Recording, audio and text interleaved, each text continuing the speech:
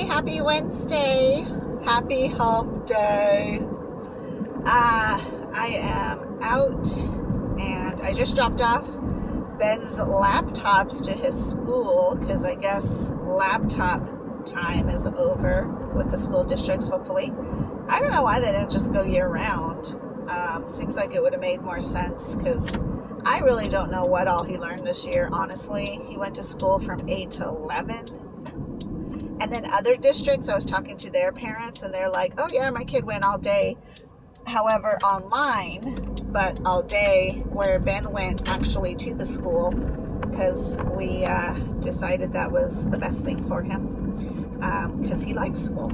So he needed the interaction. I think it's a shame that these kids missed out on so much interaction. But when I was headed out the door, my Monogram Health gal showed up, which I didn't know she was going to come today.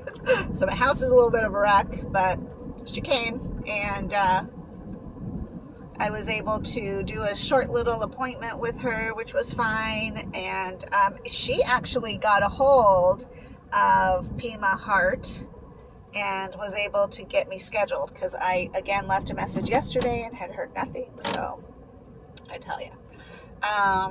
Yeah. So it's really nice to know that you have a team of people who are working for you and want to make sure that you have everything that you need. And, you know, I think because she's a nurse, she was able to get through a little easier maybe than I did, but it's just frustrating. And it's still at the same building that I went to. So that morning, I'm definitely going to call and get very good directions on a piece of paper and not a napkin so that I know exactly where to go in case I went wrong, but I don't know how I did that. Anyhow, I'm going to run in here and then I will talk to you later. I am going to, when I drained this morning, I noticed I have fibrin in my bag, and so I guess we'll talk a little bit about fibrin and how I deal with fibrin. So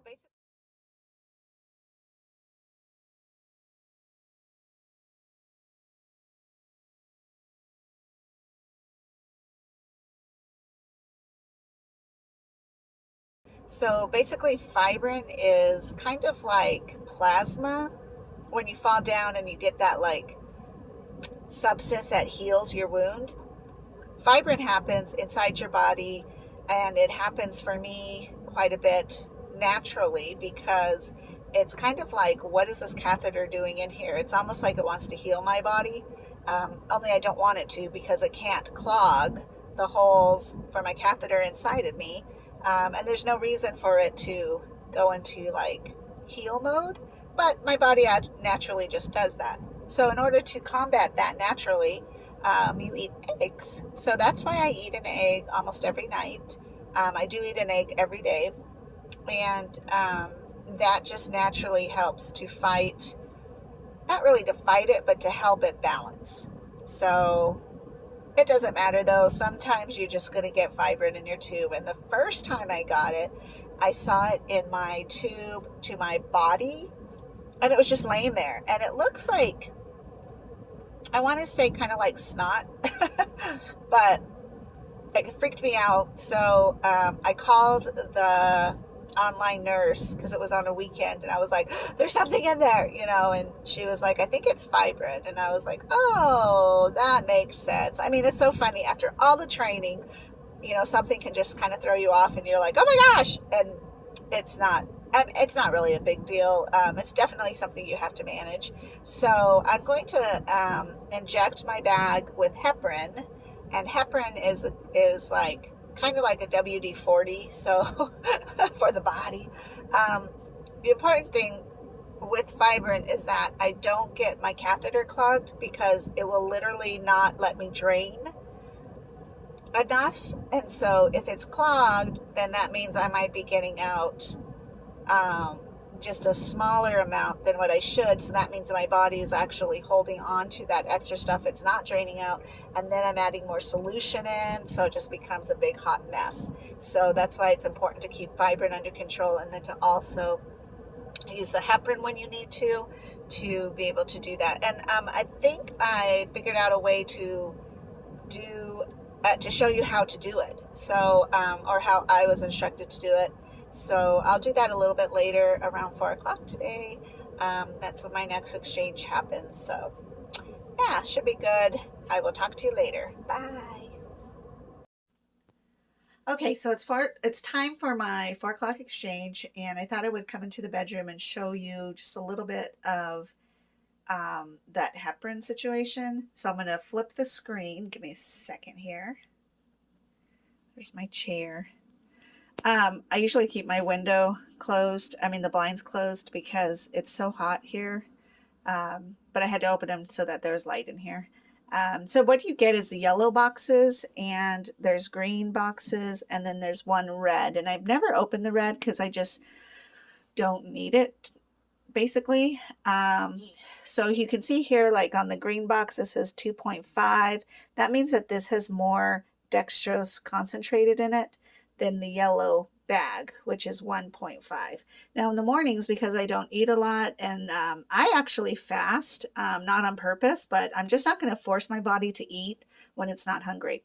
So what I do in the mornings, I'll do 2 of these, 2 bags out of the box, and then in the afternoons I will do this color, the green color, because usually I've eaten lunch, or I've had some snacks, or I've consumed lots of liquid, whatever it might be.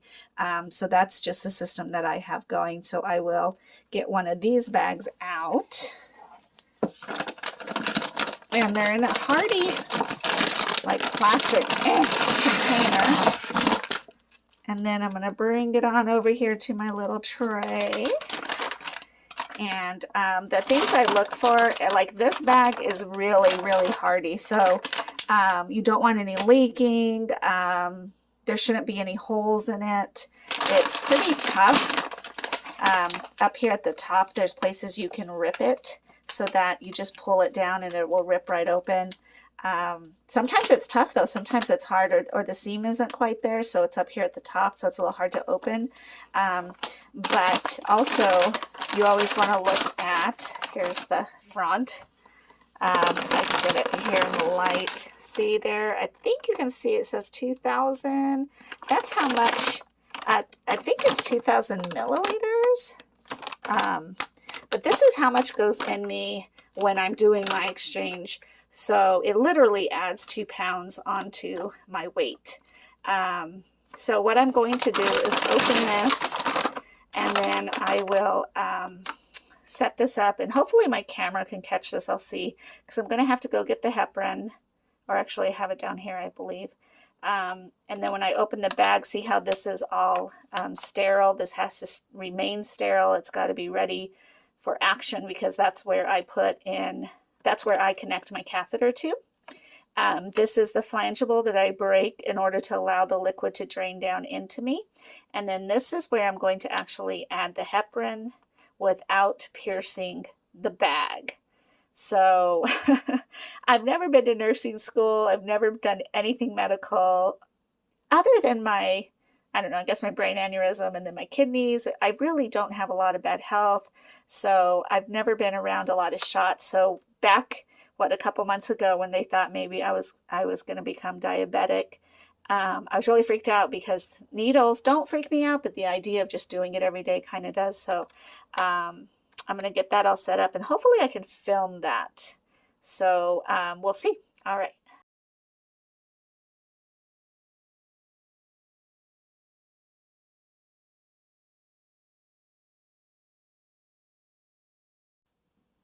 Okay, I got everything set up. I have my bag out, and actually put it on a lap pad, because inside that hardy bag is going to be condensation. So condensation does happen. The first time I freaked out because I thought the bag was leaking, but it wasn't. It was condensation. I have my needle here, and then I have my blue timer, and this is important because typically every day I use a red timer, which is 1 minute, but I need to sterilize for 2 minutes, so that's why we have the blue one. This is the heparin itself. When I am done using it, I'm going to date it, today's date, and put it in the fridge. I can't use it if it's over a month old. I just have to throw it out. So I always have a couple of bottles of these around, and I don't honestly use it very often. And then I have my UgggFibrin here because that has to disinfect. And of course my sponges. Now, usually I have littler sponges in these, but I'm just going to go ahead and use the 4x4 because it's better to be safe than sorry. At least that's how I always feel about everything. So I sterilized my hands, and then I went ahead and I had to turn the AC off and had to sterilize the top of this tray here. And then I just lay these out, and I take one of them, and this thing kind of sticks up anyways, but I don't want it to fall, and it needs to be pretty level. So I always like kind of make it a little bit of a hug situation. Like, come on, sponge, hug this. So it sits in there like that. I think you can see that. And then that keeps that pretty flat. So that's there. And then I'm going to open this. Now this is unsterile. Well, I mean, it still is sterile inside, but the top is exposed. I'm going to toss that out. And then I'm going to carefully take my UgggFibrin and I'm going to put a drop in here. Whoop, there we go. And a drop right there. There we go. I always like overcompensate, but I like to make sure that it is totally good. Okay, so now those two are going to sit, and I need to flip this over because that is going to give us a timing of 2 minutes. And it always feels like forever, but it's really not. You just have to be patient. There's no other way. Like, you just don't want any type of infection things to go inside either one of these. It's exposed to air, so you can't, you just have to be safe. It is what it is. You can't jip the time, and you can't miss steps. So you get peritonitis so fast when you decide to rush, when you decide to sometimes being too tired. There's been times I've had to stop and be like, okay, wait, what am I doing? Just because I'm tired. And then I realize like I'm starting to disinfect to unhook, but I haven't even put the solution in. So, I mean, it happens. It's just something that happens. So typically also you wear a mask. Right now I'm not. I try to wear it as much as possible when I do my exchanges, just because while I'm not sick, but one thing is it's so hot here in Tucson that I just sweat. So I don't know, it's really kind of miserable when it comes down to it. Sometimes, not all the time. Certainly like 90% of the time is totally fine. But you just don't want to be breathing heavily or coughing on this part that is connected to your catheter, because that is exposed, and you can't cover it with your clothes because your clothes carry stuff and germs and whatever it's touching throughout the day. So it's just important that you probably should wear a mask all the time, but I find that I don't, and I actually hold my breath when I connect, so like there's no airflow. And then there's sometimes though it gets hot and I fan myself with one of these closed pads. Like when it's closed together, it's a little more hard, so I can fan myself because I'm just so hot. But I put my lap pad over because that's sterile. And you use a new one every time you do an exchange, so it's always, clean and ready to go. So I just kind of fold that over if I have to fan myself for a few moments just to kind of cool down a little bit. And then I have decided to time, so there we go. I have timed it where it's like if I need to cool down, then I need to make sure whatever I'm doing ahead of time, I'm done doing, because, it's just ridiculous. Okay, so let me open this. There we go. And then this is so crazy to me. Like, you take this off and it's like, oh, the needle. And then I have to, oh, wait, right before that, it's still fine. Everything's still fine. Sometimes this is what I have to tell myself. Okay, we got to take this off. So I want to touch just the middle.